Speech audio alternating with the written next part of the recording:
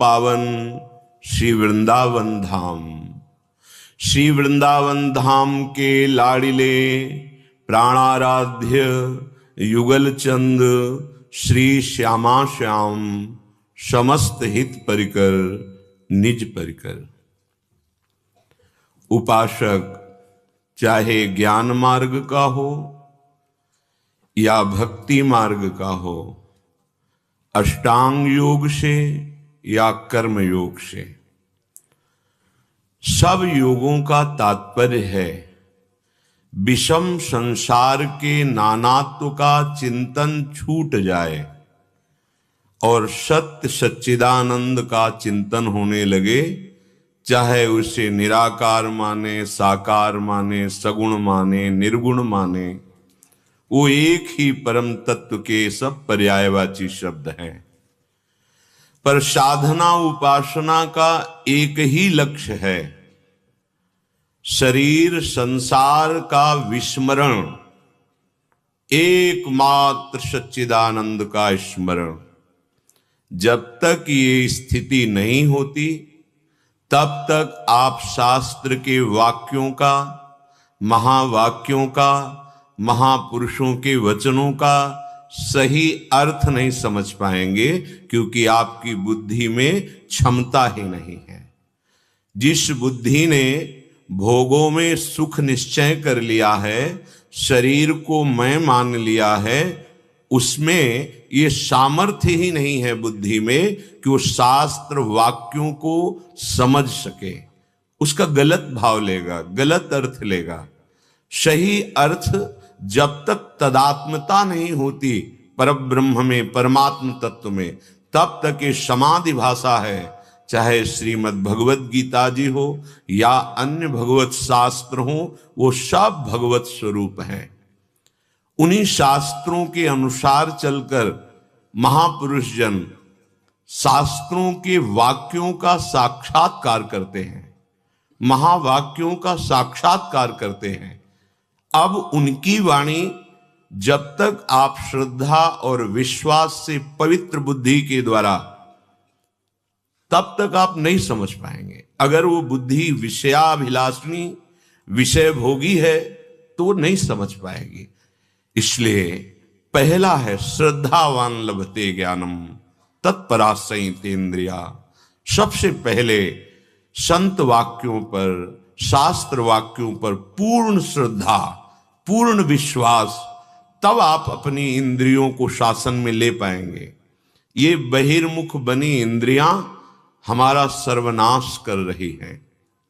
ये विषय भोगी, धनाभिमानी या किसी भी प्राकृतिक विषय का अभिमान रखने वाले इस शुद्ध सच्चिदानंदमयी वृत्ति को समझ ही नहीं पाएंगे।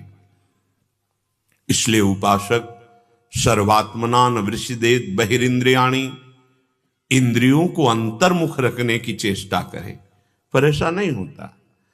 उपासक सदैव बाहर ही विचरण करता रहता है। किस बात की उपासना, किस बात का ज्ञान? जब परम ज्ञानी भगवान शंकर अपना अनुभव कह रहे हैं कि उमा कहूं मैं अनुभव अपना, सत हरि भजन जगत सब सपना। ये बहुत बड़ा दीर्घ स्वप्न चल रहा है।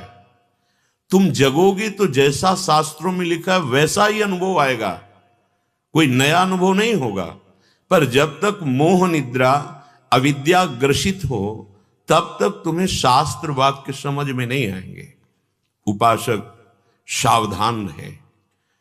अहोभाग्य जो हमको ये भगवत मार्ग मिला है, चाहे जिस मार्ग से चलो उसी तत्व का अवगाहन होता है, उसे ही ब्रह्म, परमात्मा, भगवान, ईश्वर जो भी नाम ले वही है।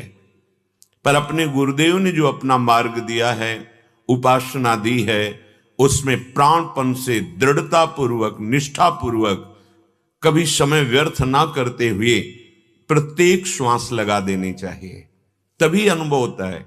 ये ऐसे अनुभव नहीं होता कि मनोरंजन करते हुए, विषय भोगते हुए, मनमानी आचरण करते हुए भगवदानंद की अनुभूति हो जाएगी। किस मन से, किस बुद्धि से? और मन बुद्धि की जहां पहुंच ही नहीं है, कैसे? ये तो बड़ी कृपा हुई कि हमें युक्ति मिल गई, तो मन बुद्धि में आकर सच्चिदानंद स्फुरित होने लगा गुरु कृपा से। इसलिए बहुत सावधानी से यात्रा प्रारंभ की जाती है और यात्रा चली जाती है और यात्रा पूर्ण होती है। जब पूर्ण होती तो कोई यात्रा ही नहीं थी, कोई यात्रा ही नहीं थी, केवल भ्रम था। भ्रम की निवृत्ति होती है, केवल साधना से भ्रम की निवृत्ति होती है। जो सत्य था वही है, वही रहेगा। अब सावधानी से उपासना मार्ग को हम पुष्ट करें। इसलिए श्रीपाद प्रबोधानंद जी महाराज बहुत सावधानी की बात करते हैं। श्रीपाद कह रहे हैं कि यदि आपके अंदर ये दोष हैं तो वृंदावन में रहते हुए भी कृपा का अनुभव नहीं कर पाओगे। वृंदावन असमर्थ हो जाएगा। परम सामर्थ्यशाली वृंदावन असमर्थ हो जाएगा। ये बड़ी सावधानी की बात कही। परम सामर्थ्यशाली हरि गुरु असमर्थ हो जाएंगे आपका उद्धार करने में, आपका कल्याण करने में, आपको द्वंद्वातीत करने में। सावधानी से सुने। श्रीपाद कह रहे हैं, कुंभी पाकाधिकतर महादुख संभार गेहा, रंभी दंभी न भय चकिता, स्त्रियाख्य कुंभी न सीता, गंभीरांत प्रणय रहितो माधवे साधुलंभे, तंभीभूतस्तदपि न रसोज्रम्भि वृंदावनम भो। सावधान, यदि तुम ऐसे आचरण करोगे तो मानो कुंभी पाक नरक में घर बनाने की व्यवस्था कर ली है। कुंभी पाकाधिकतर महादुख संभार गेहा। नरक में सबसे बड़ा दुख कुंभी पाक नरक में मिलता है। अलग अलग क्षेत्र हैं, कर्म के अनुसार वहां उसे दंड दिया जाता है। कुंभी पाक सबसे दुख भोगने वाला, लंबे समय तक जो ऐसे आचरण करता है उसे कुंभी पाक नरक में डाला जाता है। मानो यहां आया था मुक्त होने मानव देह में और उसने घर बना लिया कुंभी पाक नरक का।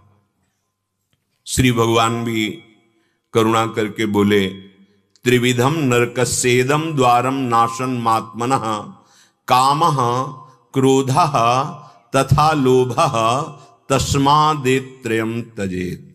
ये तीन ऐसे हैं जो नरक द्वार में पहुंचा देंगे। श्रीपाद आगे वाले में कह रहे हैं कि तुम कुंभी पाक नरक का घर बना लिया, अब तुम्हें वहां भोगना ही पड़ेगा। ये तीन बातें नरक के अंदर ले जाएंगी, परिणाम वहां निश्चय किया जाएगा। लेकिन ये जो आखिरी में बात श्रीपाद बताएंगे, ये सीधे कुंभी पाक नरक में घर बनवा देगी। कह रहे हैं कि जो अहंकार युक्त हो करके रंभी भोगों में ही रमण करता है।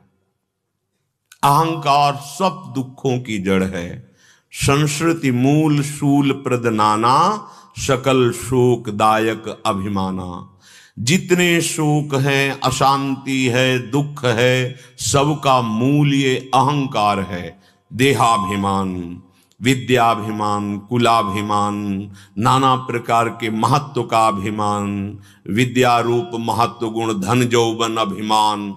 ये वृंदावन इह विधि बसे तजिके सब अभिमान, तृणते नीचो आपको जाने सोई जान। उपासना का मार्ग ही है। यदि भक्ति मार्ग से चलते हैं तो अपने को तृणादपि सुनीचेन। समझ में ही नहीं आता, समझ में नहीं आता कि आप उपासना में क्या चल रहे हैं। देह भाव इतना प्रबल है कि मन बुद्धि का जो निर्णय अभी तक सच्चिदानंद में नहीं पहुंचा पाया, उसी मन बुद्धि के निर्णय के अनुसार हम चलते हैं और गुरुजन और शास्त्र वाक्यों की अवहेलना कर देते हैं। इसमें मूल देहाभिमान है। अभिमान। जो रंभी अर्थात भोगों में ही रमण करता है, उससे तो अपने को बचाओ। नाम जप से, नाम कीर्तन से, सत्संग से, शास्त्र स्वाध्याय से, गुरु आदेश के प्रभाव से आप बच जाओगे। ये जो भोगा शक्ति अधर्म आचरणों में ले जा रही है, इससे इन्हीं से बचोगे। अब इधर अभ्यास नहीं कर रहे तो मन फिर प्रायः इंद्रियों के साथ प्रकृति में ही विचरण करता है, और प्रकृति का स्वरूप विषम है। फिर वो भागा भागा भोगों में, ना देखेगा धर्म है कि अधर्म है, और ऐसे आचरण बन जाएंगे कि वो कुंभी पाक नरक में जाएगा। दूसरा, दंभी। जब हम भगवत मार्ग में चलते हैं और कुसंग, और अंदर वृत्ति का कुसंग, बाहर व्यक्ति का कुसंग, अंदर वृत्ति का कुसंग हो जाता है, तो हमारे मन का उत्साह नष्ट हो जाता है भगवत मार्ग का। बाहर का कुसंग, भले आप किसी व्यक्ति से न मिले, लेकिन कुसंग का स्वभाव है तो मोबाइल है, आप उसमें गंदी बातें देखेंगे, गंदे दृश्य देखेंगे, प्रपंच की बातें सुनेंगे, आपका भारी कुसंग हो रहा है। अब आप समझते हो हम कमरे में दरवाजा बंद कर लिया, अब तो कोई आने वाला नहीं। तो प्यारे, तुमको किसका भय है? जिसकी उपासना में लगे हो वो तो तुम्हारे पास ही है, और तुम वो दृश्य देख रहे हो जो तुम्हें उपासना से विमुख कर देंगे, तुम्हारे अंदर वासना बढ़ा देंगे, तुम्हारे हृदय को गंदा कर देंगे। तो तुम निकले किस लिए हो? तुम परमार्थ में किस लिए चले हो? किस लिए तुम सत्संग सुन रहे थे? किस लिए तुम नाम जपने की चेष्टा कर रहे थे? कि हृदय निर्मल हो, निर्वासनिक हो। जो दुर्वासना मम सदा परिकर्षयन्ति, उस पर हम विजय प्राप्त कर लें। तो ऐसे विजय प्राप्त करोगे जो असत आचरणों में रत, असत विचार वाले व्यक्ति हैं, उनका संग, या असत क्रियाएं देखना, असत क्रियाएं विचार करना, असत क्रियाएं करना, या आंतरिक असत वृत्तियों का संग, तो आप दंभी कहे जाएंगे। दंभ, दिखा कुछ रहे हैं और जीवन कुछ और है। क्या मिलेगा? बोले महान दुख प्रदान करने वाला कुंभी नरक मिलेगा। बहुत सावधान कर रहे हैं। जहां बहुत करुणामय श्लोकों के द्वारा धाम की कृपा का वर्णन किया है, वहां रहनी सावधानी का वर्णन कर रहे हैं। आप जहां भी हो, दूर देश में धाम के आश्रित हो, धाम की रहनी का आप अपने चित्त में चिंतन करें, वैसे आचरण करें, तो आप लाखों कोष दूर से धाम का आनंद ले लेंगे। धाम आप पर कृपा कर देगा, आपके नेत्र गोचर हो जाएगा लाखों कोष दूर, क्योंकि सच्चिदानंद धाम है, कोई जड़ ग्राम या जड़ देश नहीं है। श्रीपाद कह रहे हैं, न भय चकितः। ओहो, इसको भय नहीं लग रहा? स्त्रियाख्य माताओं बहनों की तरफ काम दृष्टि से देख रहा है, तुझे भय नहीं लग रहा कि तेरा सर्वनाश हो जाएगा? अगर गृहस्थी में हो, भगवत मार्ग स्वीकार किया है, तो जिसका पाणी ग्रहण बस वहीं और धर्म पूर्वक सेवन करें। विरक्ति में हो तो आजीवन के लिए कसम खा लेनी चाहिए, प्राणपन से उसका निर्वाह करना चाहिए कि मैं अखंड ब्रह्मचर्य रह करके श्री भगवान की प्राप्ति करूंगा, देह व्यापार को बंद कर दूंगा, जो विषयों में आनंद लेने वाली वृत्ति है इसका नाश करके अखंडानंद, ज्ञानानंद, प्रेमानंद, भगवदानंद, इसको अनुभव करूंगा। दृढ़ निश्चय। अगर गलती हो जाती है फिर सावधान, क्योंकि दौड़ने वाला ही फिसल सकता है। गिरा हुआ गिरने का भय क्या? वो तो गिरा हुआ ही है। निराशा, उदासी, हताश ये हृदय में आएंगे। कभी एकदम ऐसी जलनमयी वृत्ति, कभी एकदम अशांति। आपको बिल्कुल तटस्थ रहना है। आप मन नहीं हो, आप उस जलन के भोक्ता नहीं हो, आप सुख राशि दृष्टा हो, आप साक्षी मात्र रहना। वो वृत्ति आई है, निकल जाएगी। ये आगमा पाइनो हैं, आने जाने वाले हैं। ये स्थायी नहीं है कि अब जलन हो रही तो होती ही रहेगी, नहीं, थोड़ी देर बाद शांत हो जाएगी।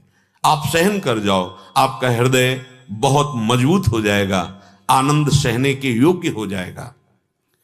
ये जो वृत्ति है पराई माताओं बहनों की तरफ काम दृष्टि, भोग दृष्टि, ये साक्षात नरक है।